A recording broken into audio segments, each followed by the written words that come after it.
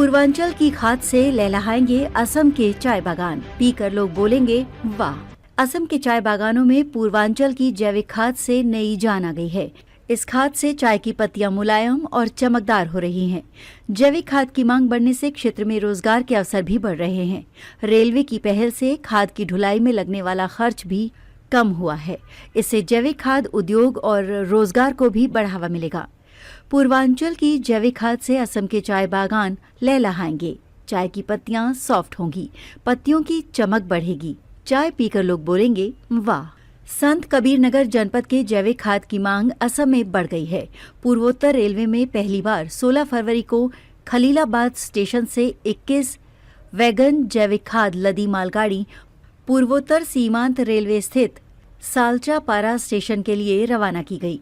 आने वाले दिनों में खलीलाबाद से जैविक खाद की नियमित ढुलाई होगी। खलीलाबाद से जैविक उर्वरक का स्थायी एवं नियमित लादान के लिए रेलवे ने तैयारियां आरंभ कर दी है। रेलवे के सहयोग से क्षेत्रीय उद्यमियों में भी उत्साह है। रेलवे की कमाई तो बढ़ेगी ही, क्षेत्र में जैविक खाद उद्योग और रोजगार को भी बढ़ावा मिलेगा। दरअसल असम के चाय बागानों में जैविक खाद की मांग बढ़ी तो बागान मालिक खलीलाबाद पहुंच गए। जैविक खाद की मांग बढ़ी तो उत्पादन भी बढ़ने लगा, लेकिन खाद की ढुलाई राह में रोड़ा बनने लगी। उद्यमी चाहकर भी मांग के अनुसार चाय बागान तक अपनी खाद नहीं भेज पा रहे थे। जैविक खाद गोरखपुर, महाराजगंज, देवरिया समेत पूर्वांचल और बिहार तक ही सिमट कर रह गई थी।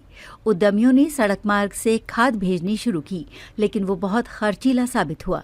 ऐसे समय में पूर्वोत्तर रेलवे लखनऊ मंडल के वरिष्ठ मंडल वाणिज्यिक प्रबंधक आशुतोष गुप्ता के नेतृत्व में वाणिज्य विभाग की पहल रंग लाई।